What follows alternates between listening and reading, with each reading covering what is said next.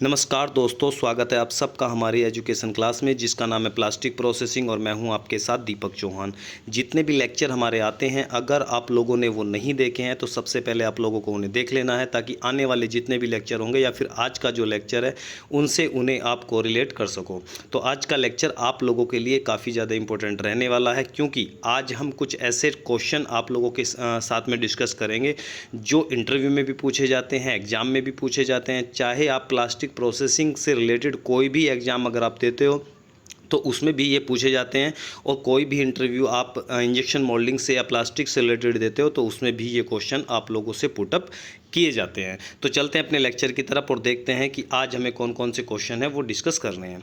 सबसे पहले आप लोग यहाँ देख सकते हो कि ये हमारी एक कोट है, इसे पढ़ लेते हैं थोड़ा सा। दूसरों की गलतियों से सीखें, आप कभी इतना लंबा नहीं जी सकते कि सारी गलतियां खुद करने का मौका आप लोगों को मिला है।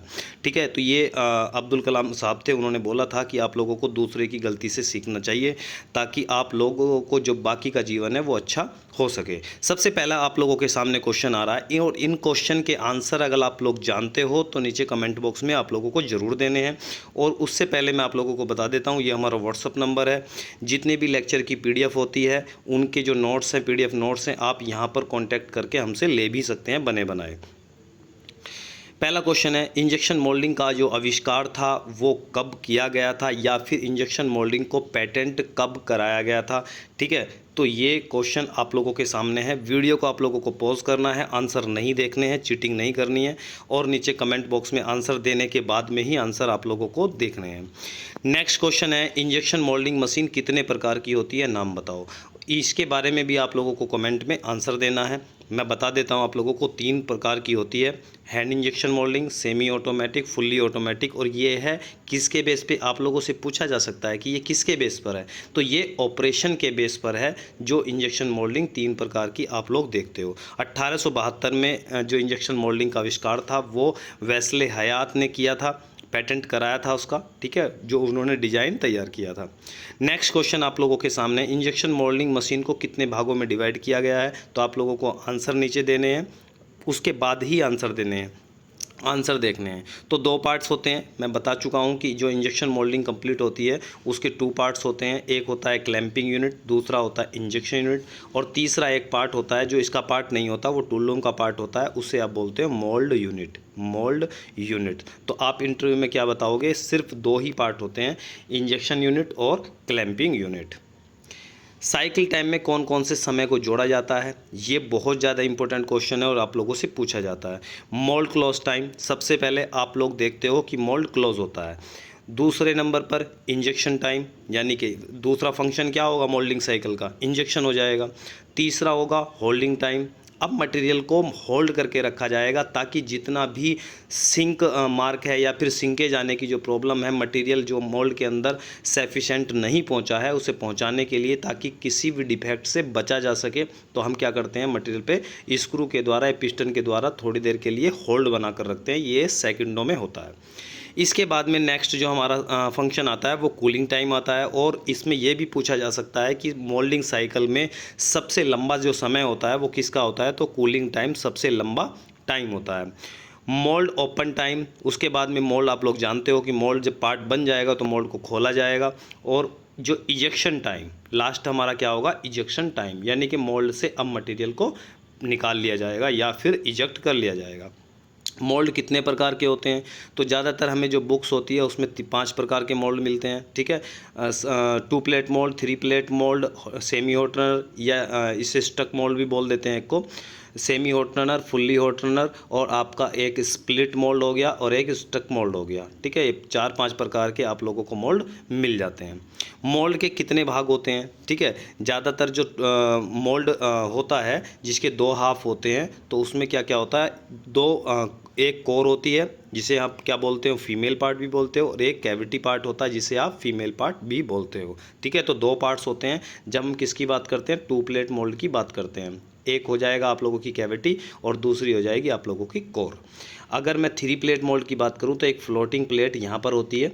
ठीक है, स्टीपर प्लेट भी कई बार बोल देते हैं, लेकिन फ्लोटिंग प्लेट, उसे रनर प्लेट बोलना भी ज़्यादा सही रहेगा। तो उसमें 3 प्लेट हो जाती हैं। प्रत्येक का नाम लिखो। HRTC का पूरा नाम क्या होता है, तो ये हॉट रनर टेम्परेचर कंट्रोलर, इसका जो यूज़ किया जाता है वो हॉट रनर जो मोल्ड होते हैं उनके अंदर किया जाता है, ताकि जो फ्रेश मटेरियल होता है उसके जो स्क्रैप है या फिर वेस्टेज है उसे क्या किया जा सके, बचाया जा सके। और कोल्ड रनर मोल्ड में क्या होता है, फीड सिस्टम बन के आता है, इसलिए मटेरियल का जो वेस्टेज होता है वो ज़्यादा होता है। तो इसमें क्या है, मटेरियल का जो वेस्टेज होता है वो कम होता है। एमटीसी का पूरा नाम, मोल्ड के टेम्परेचर को कंट्रोल करने के लिए ये जो इक्विपमेंट है ये यूज़ किया जाता है, जिसका नाम होता है mould temperature controller. Blow moulding machine जो होती है वो कितने टाइप्स की होती है, यहाँ पर हम देख लेते हैं। इसमें हमें 3 टाइप्स की जो ब्लो मोल्डिंग है प्रोसेस है वो देखने को मिलता है। इंजेक्शन ब्लो मोल्डिंग, देखो इन तीनों में ब्लो मोल्डिंग सेम है, ब्लो मोल्डिंग सेम है। तो जो ब्लो मोल्डिंग वाला प्रोसेस है, ब्लो करने वाला पार्ट को फुला के बनाने वाला, वो प्रोसेस तीनों में सेम रहेगा।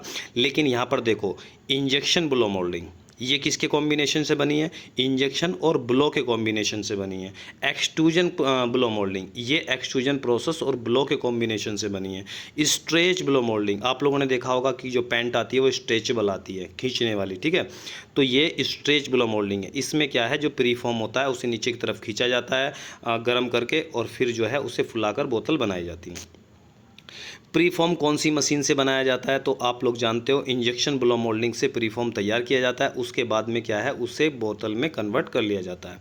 पेरिजन कौन सी मशीन द्वारा बनाया जाता है, तो पेरिजन जो होता है एक्सट्रूजन ब्लो मोल्डिंग के द्वारा बनाया जाता है। और एक्सट्रूजन जो प्रोसेस होता है वो आप लोगों का कंटिन्यूस लगातार चलने वाला प्रोसेस होता है, जिससे लॉन्ग लेंथ के जो प्रोडक्ट हैं वो एक्सट्रूजन के द्वारा ही बनाए जाते हैं।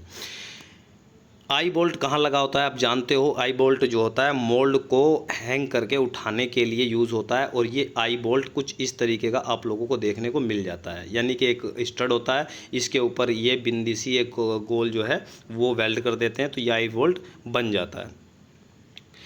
स्क्रू में कितने जोन होते हैं, तो स्क्रू में 3 जोन होते हैं, ठीक है। कौन कौन सा होता है, ये अगर मैं स्क्रू की बात करूं तो ये आपका स्क्रू है, इसे डिवाइड कर देंगे हम। ये फीड जोन होता है, ये कंप्रेशन जोन होता है, ये मैट्रिक जोन होता है, ठीक है। तो 3 जोन होते हैं। जब हम आगे पढ़ेंगे तो हम स्क्रू का जो रियोलॉजी है, इसकी जो स्ट्रक्चर है, डायमेंशन है, वो सब कुछ बहुत अच्छे से पढ़ेंगे। मोल्ड और नोजल का अलाइनमेंट करने के लिए किसका प्रयोग किया जाता है, किस इक्विपमेंट का यूज़ होता है, तो आप जानते हो लोकेटिंग रिंग का यूज़ होता है। अगर लोकेटिंग रिंग उसमें नहीं है तो आप लोगों के सामने लीकेज की जो प्रॉब्लम है वो बढ़ जाती है, इसलिए लोकेटिंग रिंग का यूज़ आप लोगों को करना चाहिए। इंजेक्शन मोल्डिंग में सामान्यतः कौन से हीटर का प्रयोग किया जाता है, तो आप जानते हो कि बैंड हीटर का प्रयोग इंजेक्शन मोल्डिंग में सबसे ज़्यादा किया जाता है। इसके फ़ायदे क्या हैं, जब मैं हीटर पढ़ाऊँगा आप लोगों को तो कितने टाइप्स के हीटर होते हैं, क्या बेनिफिट होते हैं, और बैंड हीटर क्यों यूज़ किया जाता है, इससे पहले कौन सा हीटर यूज़ किया जाता था, वो मैं सब आप लोगों से डिस्कस करूंगा। इंजेक्शन मोल्डिंग मशीन में कैविटी और कोन में कौन कौन सी प्लेटें लगी होती हैं, तो जो कोर प्लेट होती है वो मूविंग प्लेट, आप जानते हो। जो इंजेक्शन मोल्डिंग मशीन होती है उसमें कुछ प्लेटें होती हैं। जब मैं बात करता हूँ फिक्स प्लेट की, तो इस पर जो प्लेट लगी होती है, मोल्ड का जो हाफ लगा होता है वो कैविटी हाफ लगा होता है। जब मैं मूविंग प्लेट की बात करता हूँ तो इस पर कोर पार्ट लगा होता है, ठीक है। जब मोल्ड आप लोगों को देखते हैं कि मोल्ड ओपन क्लोज होता है। फीड थ्रोट कूलिंग कहाँ होती है, ये होपर की जो गर्दन होती है वहाँ पर होती है। आप जानते हो कि ये मान लो कि हमारा बैरल है, ये हमारा होपर है, और होपर में क्या होता है, जो मेटल होता है, मेटल क्या होता है, हीट का एक तरीके से क्या होता है, कंडक्टर होता है। तो जो हीट यहाँ पर है वो हीट जो है होपर की तरफ चलने लगती है, और जो मटेरियल होपर में गर्म हो रहा है अब वो क्या होने लगेगा, वो होपर में जाकर, जो मटेरियल बैरल में गर्म हो रहा है वो होपर में जाकर गर्म ना हो जाए, और ये जो रास्ता है ये बंद ना हो जाए। तो इसलिए हम क्या करते हैं, यहाँ पर एक कूलिंग देते हैं, यहाँ से पानी इन होता है, यहाँ से आउट हो जाता है, सर्कुलेट होता रहता है, ताकि जो बैरल की हीट है वो होपर तक ना पहुँचे। इसे रोकने के लिए हम क्या देते हैं, होपर की नेक में, गर्दन में एक फीड थ्रोट कूलिंग देते हैं, जिसे हम फीड थ्रोट कूलिंग बोलते हैं। ड्राइंग टेम्परेचर क्या होता है, जो प्लास्टिक रॉ मटेरियल के दाने होते हैं वो 2 कंडीशन में आप यूज़ करते हो। 2 तरीके का प्लास्टिक आप देखते हो, एक हाइग्रोस्कोपिक होता है और एक हाइड्रोफोबिक होता है। हाइग्रोस्कोपिक वो मटेरियल होते हैं जो इन्वायरमेंट से नमी को अवशोषित कर लेते हैं, और हाइड्रोफोबिक वो मटेरियल होते हैं जो नमी को नहीं सोखते हैं। तो जो नमी को सोखते हैं वो मोल्डिंग मशीन में या प्रोसेस करने से पहले, प्लास्टिक प्रोसेसिंग करने से पहले उनकी जो नमी है उसे रिड्यूस करना होता है, कम करना होता है, ख़त्म करना होता है। तो उसे करने के लिए हम क्या करते हैं, मटेरियल को प्री ड्राइंग करते हैं, उसे सुखाते हैं। इसके लिए आप 3 चीज़ें देखते हो। सबसे पहले आप ह्यूमिडिफायर भी देखते हो, होपर ड्रायर भी देखते हो और ओवन भी देखते हो। इन तीनों चीज़ों से आप लोग क्या कर सकते हो, जो प्री ड्राइंग है मटेरियल को, उसे कर सकते हो। तो जितने टेम्परेचर पे प्री ड्राइंग करते हैं मटेरियल को, की नमी को दूर करते हैं, उसे आप क्या बोलते हो, प्री ड्राइंग टेम्परेचर बोलते हैं। नेक्स्ट आता है प्री ड्राइंग टाइम क्या होता है। तो प्लास्टिक रॉ मटेरियल की नमी को जितने समय तक दूर किया जाता है उसे आप प्री ड्राइंग टाइम कहते हैं। मटेरियल में यदि नमी होगी तो कौन सा डिफेक्ट आएगा। भाई नमी है तो कोई ना कोई प्रॉब्लम आ रही होगी, तभी तो नमी को रिड्यूस करना है ना, मॉइस्चर को रिड्यूस करना है। तो इसमें जो आएगा, जो प्रॉब्लम आएगी, वो आप लोगों का सिल्वर मार्क सबसे ज़्यादा आता है। इसीलिए जो है नमी को दूर करने की जो कोशिश है वो की जाती है। ठीक है, तो एक क्वेश्चन और देख लेते हैं। नेक्स्ट क्वेश्चन हम नेक्स्ट लेक्चर में देखेंगे, आज का लेक्चर लंबा हो जाएगा।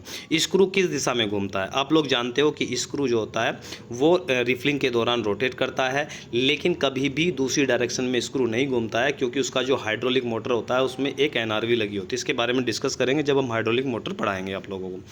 तो इस स्क्रू किस दिशा में घूमता है। तो स्क्रू जो होता है वो एंटी क्लॉकवाइज जो डायरेक्शन है, घड़ी की जो विपरीत दिशा है उसमें घूमता है, और ये उस समय पर रिफिलिंग लेता है। ठीक है, तो ये क्वेश्चन आप लोगों के सामने थे। इनके आप लोगों को ऑनेस्टी से आंसर करने हैं, जवाब देने हैं नीचे कमेंट बॉक्स में।